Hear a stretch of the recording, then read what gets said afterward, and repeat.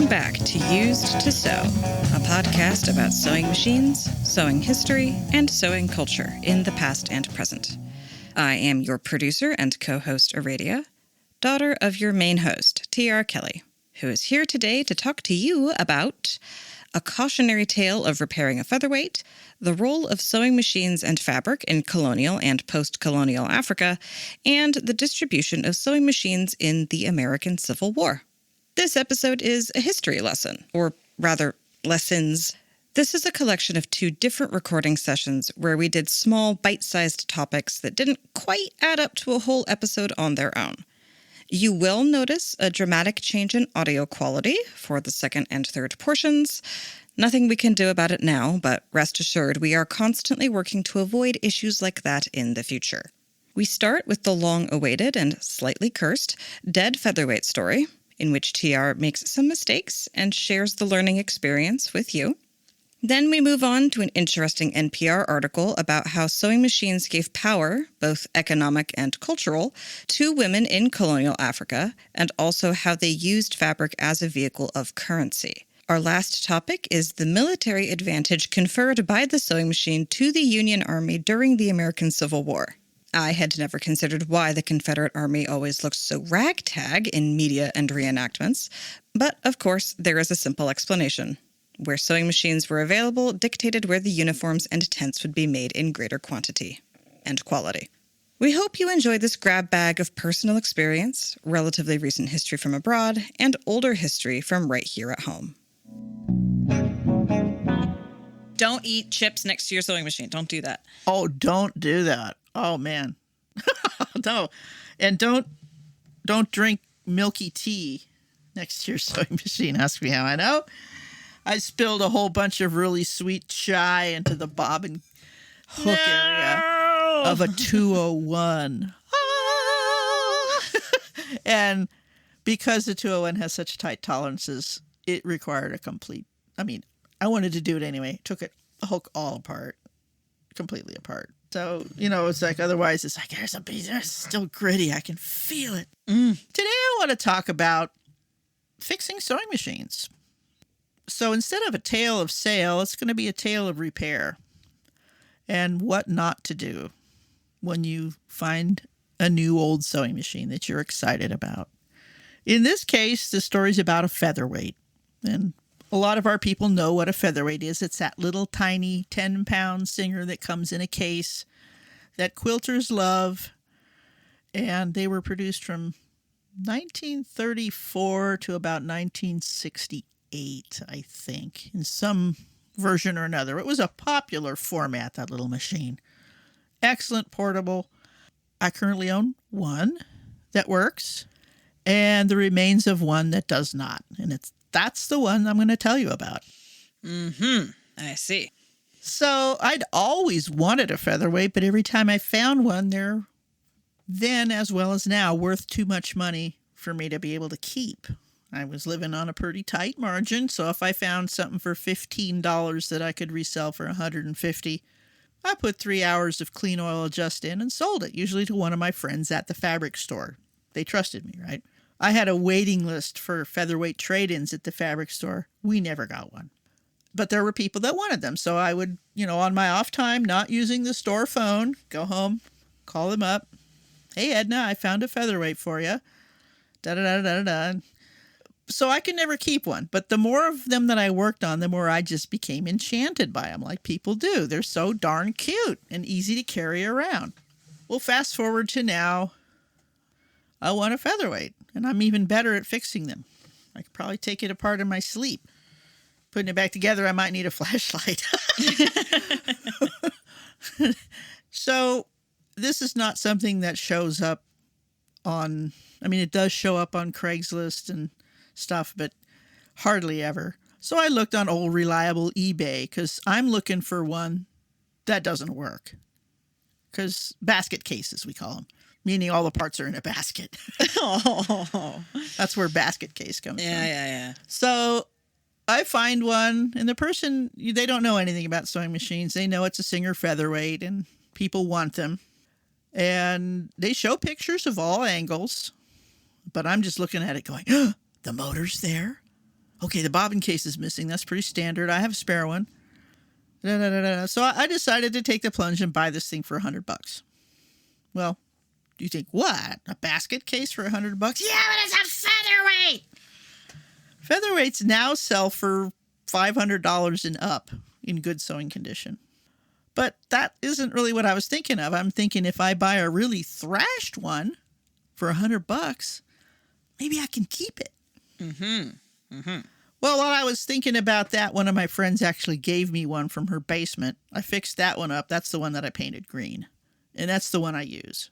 And it needed some work, but nothing bad. But this other one on eBay, it arrives. I dig it out of the box. It looks every bit as shitty as I was led to believe, but it's still worth $100 plus $25 shipping from somewhere in New York. Right away, now this is the mistake, people. Right away, I didn't even turn the hand wheel. I didn't even wire up a controller to it and plug it in. It didn't have a controller, but I have one that'll fit.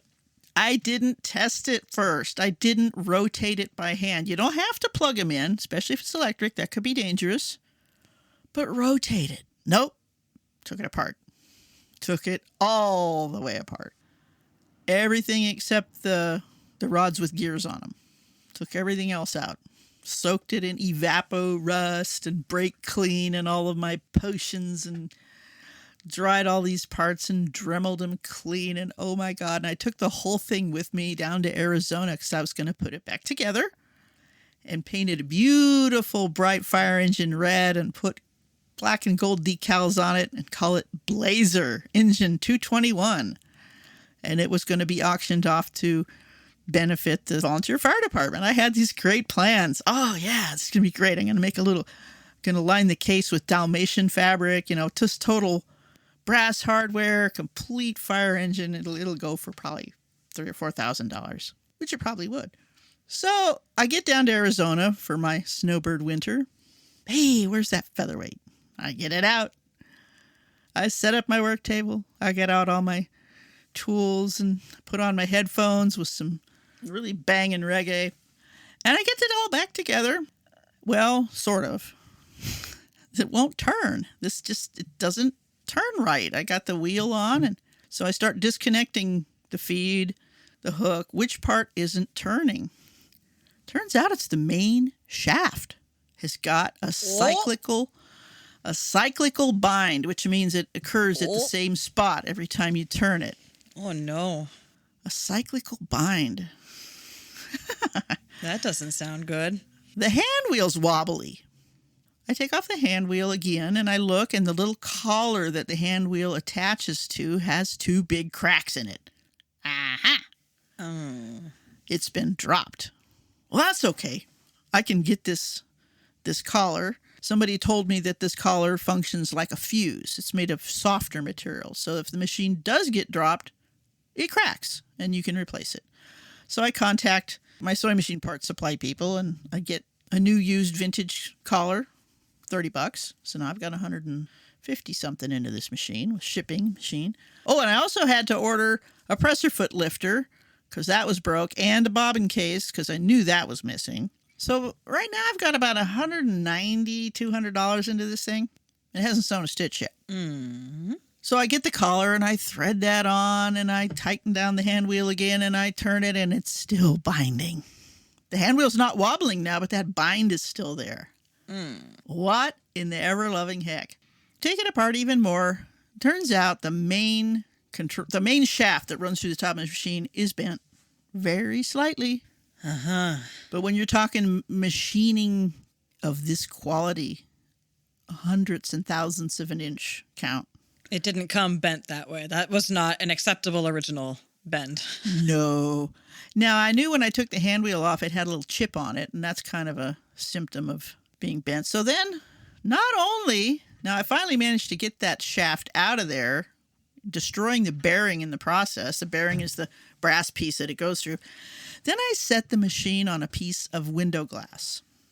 Now, this is absolute flat. Glass is flat. Mm-hmm.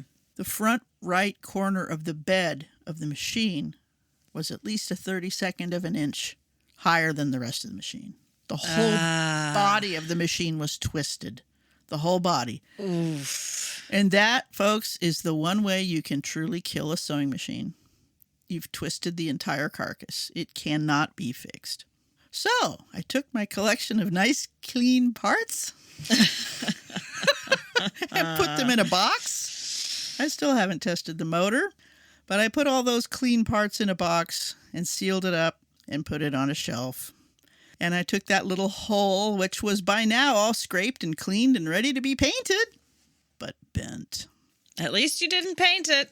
No, I stuffed it with a set of battery-powered miniature Christmas lights, and it's sitting on a shelf looking pretty. Oh, poor little thing. But all those parts, when I find a hole, I have all the parts. So that was a little expensive.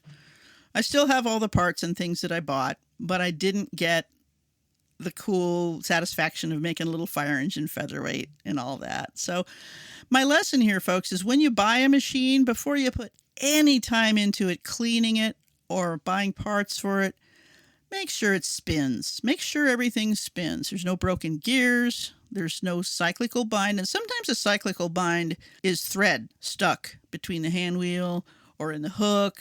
But if you get it all apart and there's no thread and it's still binding, something's bent and it's probably terminal. So I'm not throwing it away. It's still art, damn it.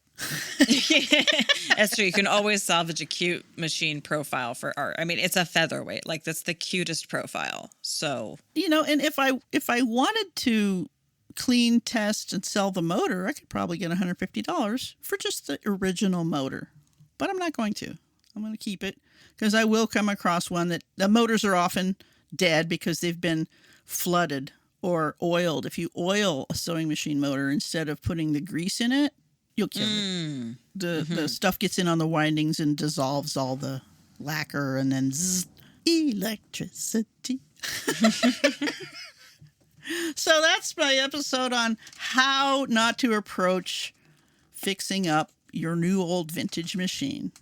Check all the wiring out. Look for cracks, look for frays, plug it into a power strip first, and then, don't be touching the machine when you turn it on. Be careful about that. But even if you don't plug it in and you know you're going to rewire it, turn the hand wheel. Make sure everything spins. Okay, folks, hope you spin freely and keep your tension moderate.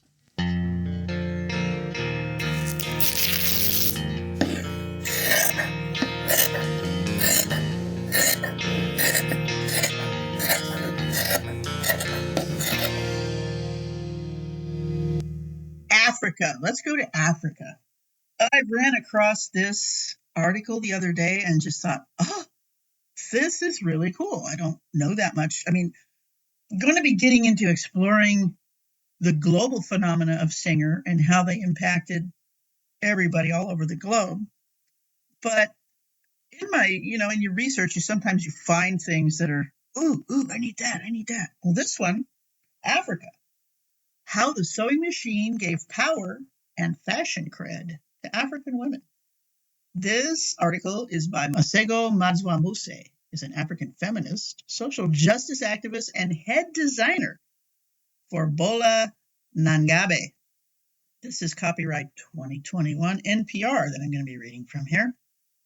In the fashion world, a lookbook is a collection of photos highlighting, say, a fashion designer's work or a specific model. African-American author Catherine McKinley, author of The African Lookbook, has a different agenda.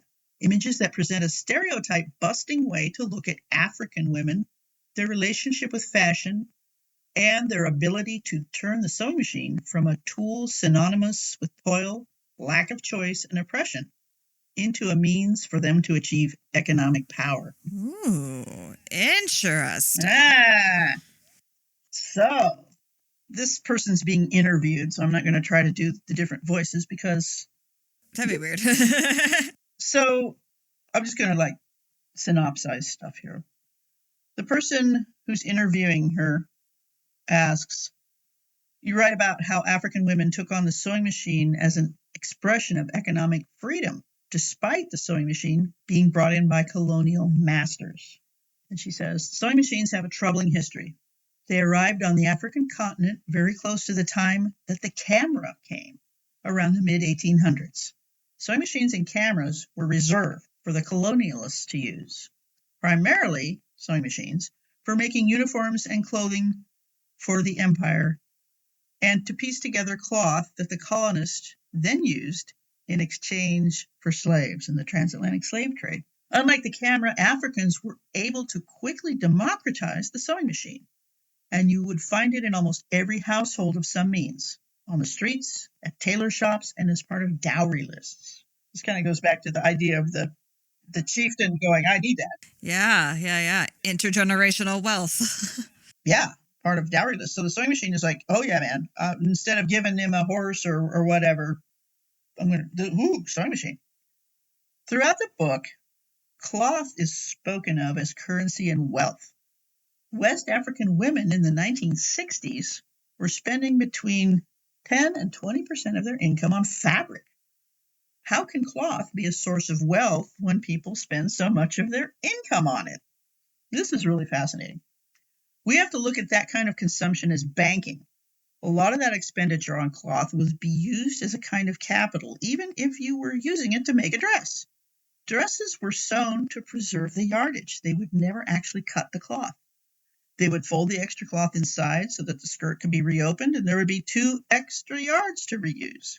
It was an important source of financial wealth, as women could use this extra cloth to trade, make more clothes for themselves, and sell to other women. Women traders could get store credit from other female traders and acquire more cloth and income to insert themselves into the system. So check it out. Fabric is the currency in 1960s African women. They're like, they get a hold of a big piece of fabric. Yeah, they wear it, but they don't cut it up. They sort of fold it a certain way, and then they can cut pieces off and resell it if they have to. What a fascinating That's wild. Because fabric, there's nowhere in Africa at that time that made fabric. It was all imported from England, India, usually. But the sewing machine, all of a sudden, now you insert this machine into this culture of fabric already. So, and even today, some really hot fabric design is coming from Africa because they have such a culture of let's take this colonial stuff and really apply our creativity to it. I mean, that's the thing with tools, right? Like they really do you can do anything with a tool, right? Like a tool is really open to the intention of the wielder. Like even if the tool was introduced by people who wielded it one way, like once you get your hands on that hammer, like you can build whatever you want. Absolutely. So once you get your hands on a sewing machine, and because the masters would get them, but then of course they're I hate to use the word slaves, would be sewing all the stuff for the masters, but then, hey, there's the machine. I'm going to sew some for myself, or I'm going to take a little money I earned and buy this old one from the master. I don't quite know how that worked. I know that Singer did early on start sending people, once Africa knew about sewing machines, yeah, man, we want that. We want more of that. So seeing how the machine came all over the world is really fascinating. But using fabric as currency. Now, there's some quilters I think would really relate to this, because there's groups of quilters that get together and have fabric swaps. I'll give you 2 of these for that, or this or that. I used to do this with my friends with garment fabric. We'd get together and we wouldn't actually sew anything. We just bring all of our fabric that we didn't want anymore and drink wine and sit around and swap fabric. That sounds like fun. Yeah. So when I read this about these African women, it's like, oh yeah, man, I want 8 yards of that. I don't know what I'm going to make, but it's beautiful. So I'll just tuck it all in my skirt here. Because with a lot of places in the developing world, you need to keep your wealth on you or you're going to lose it. That's why a lot of those women wear so much gold. It's safer. Sure. So same with your fabric. That's my fabric. Get rid of my fabric. That makes sense. At the beginning of this podcast, we talked about mainly focusing on the American thing, but you can't. Sewing is global. Yeah, well, that's what it always is for me whenever I dig into one particular little piece of history. It ends up unfolding into the whole entire everything. Like every time, no matter how narrow I try to focus my interest, it always ends up connecting to every other thing I've ever learned, because actually everything is connected. It all really is. Across Yeah. space, across time, across class, like it's just everything's connected. And so I think, it's fine to start in America and end up everywhere else in a circuitous path. Circuitous.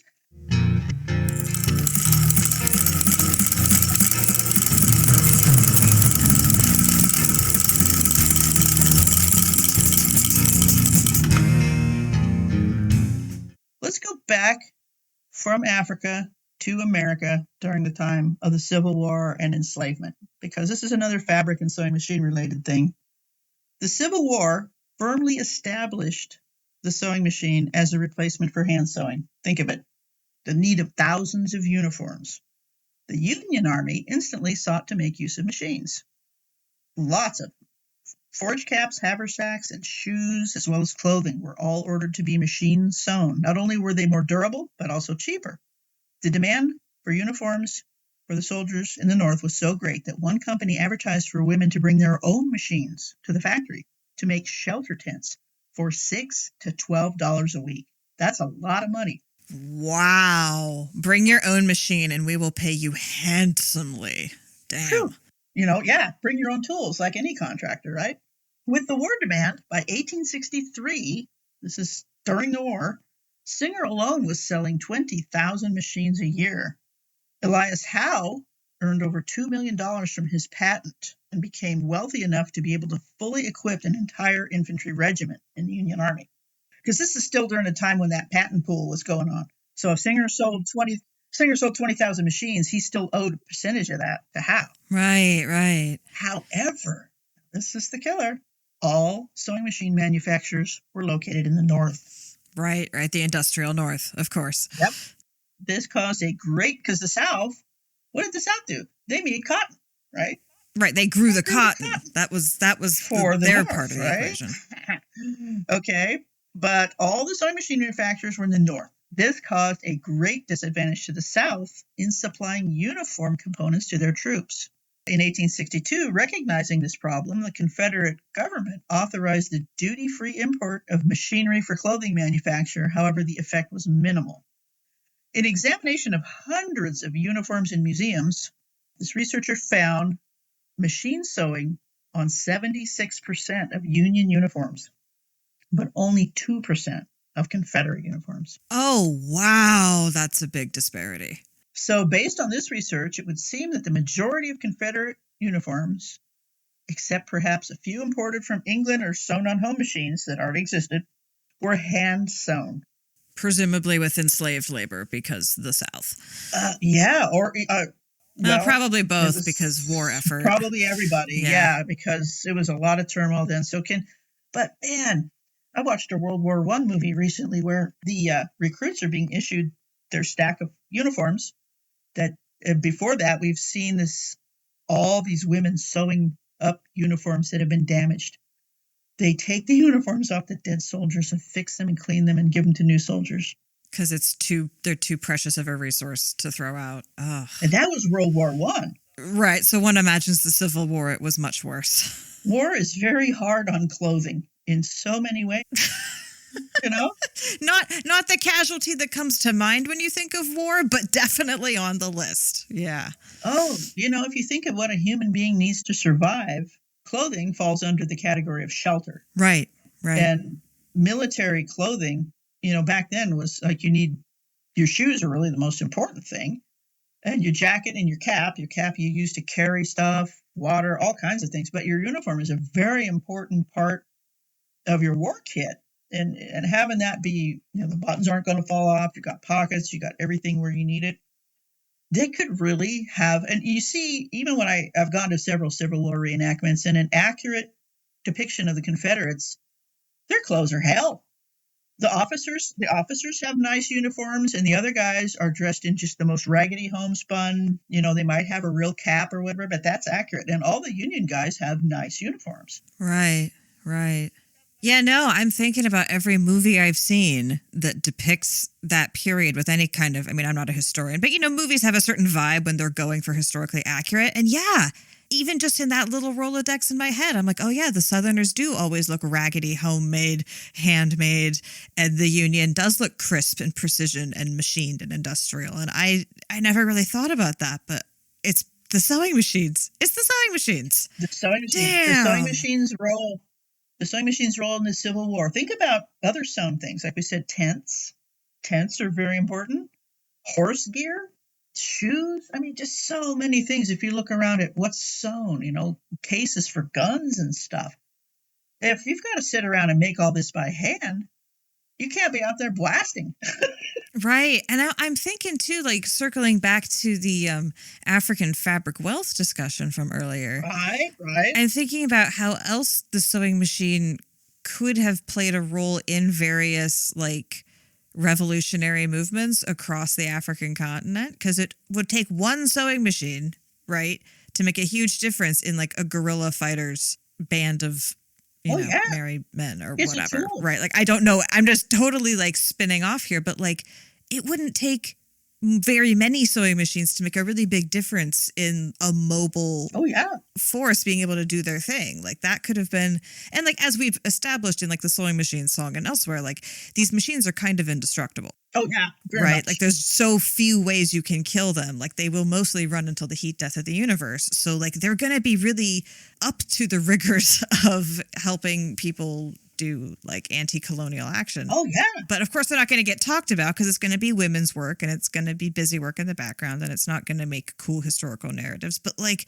they have to be there, right? There have to be sewing machines in the tents of lots of these different interesting revolutionary fighting forces across centuries and continents, right? Like they've got to be there. That's a really cool thing to like, let's research, because you're right. It's going to be in the women's part of history, which we don't. Women in war, that doesn't exist. Women have never been involved in a war effort ever until just a few decades ago, obviously. I don't know. No, I know. I'm being sarcastic. Yeah. Oh, okay. But women have been in war forever. And all the auxiliary tasks that it takes to make men able to go do the actual frontline war shit is just under-described. Oh, absolutely. And in the resistance underground, sewing machines are trade goods. Sewing skills are trade goods.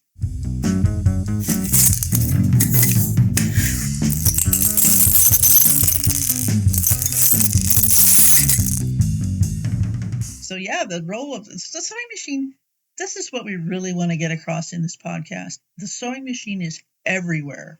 Modern life, as we know it, as we look around, everything. I'm looking at so much sewn stuff right now, and people have forgotten about it. To the fact that they see an old black sewing machine, and it looks so awesome and wonderful. It must be worth a lot of money, right?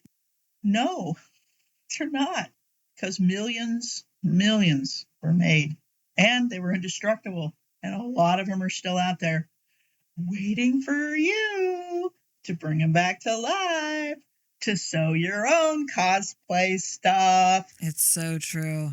And like there's ones out there that are still running.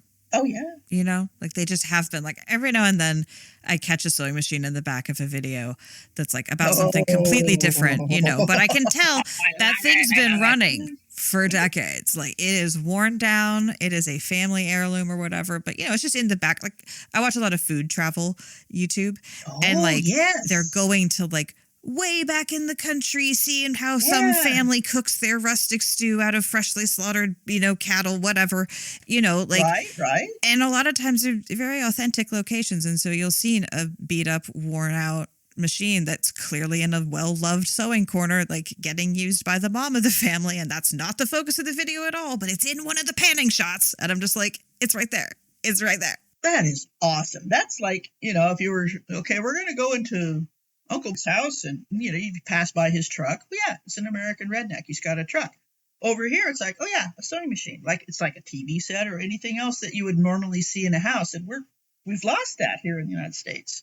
There isn't a sewing machine in the front room. Fair. Maybe in the guest room, in the basement, in the attic. Hasn't been used since the Nixon administration.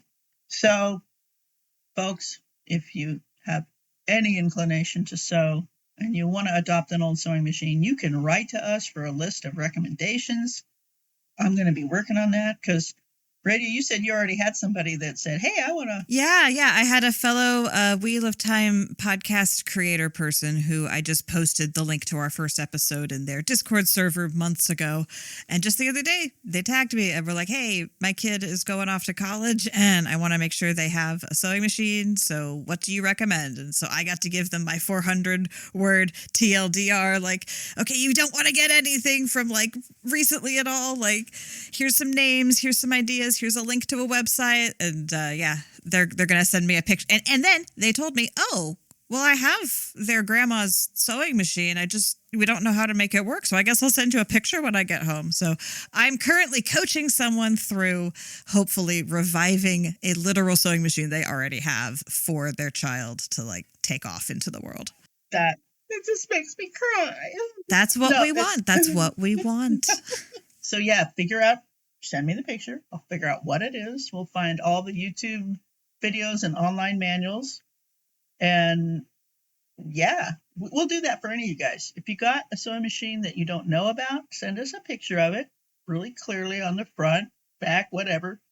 And we'll tell you all about it for free. This is not to make money. This is to make people want to sew again and escape fast fashion and sweatshops and cheap clothes and things that don't fit and colors you don't like. We want to empower you to look stylish.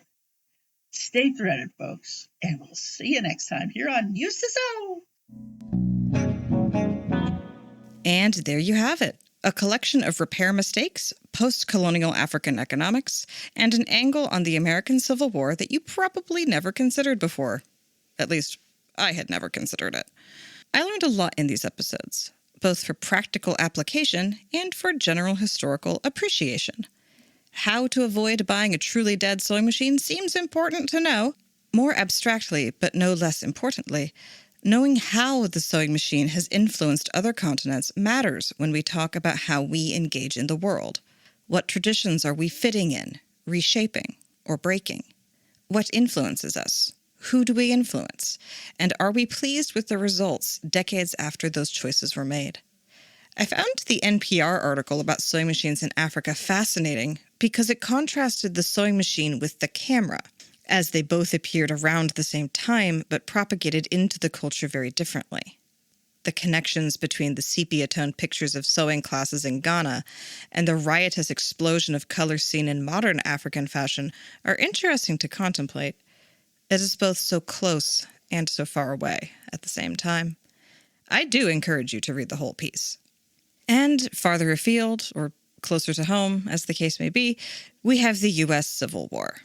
As I mentioned in the episode, that topic got me to thinking, how many other conflicts have had their strength multiplied by a humble sewing machine? I don't know if there's a way to answer that question comprehensively at all, but it is interesting to contemplate. And I know that inevitably the next time I learn about a historical conflict, I'll be placing it against the backdrop of what I know about the timeline of sewing machine creation and distribution. There's always a new angle to take on topics you already thought you knew. I hope you enjoyed these nuggets as much as we did. Next week, I think we have another collection of small topics, including but not limited to tension. Ooh. As a reminder, we are unofficially sponsored by Stagecoach Road Vintage Sewing Machine, who do repairs and restorations. You can follow us on Facebook and Instagram, and you can support us by sharing the podcast with your friends, and also with money, at patreon.com/used2sew. Thank you for listening to us here at Used to Sew. We always welcome your additions, corrections, and feedback in general. Please reach out to us via email at used2sew@gmail.com. Used to Sew is a production of Fox and Raven Media. For more podcasts from Fox and Raven Media, visit our website at foxandravenmedia.com.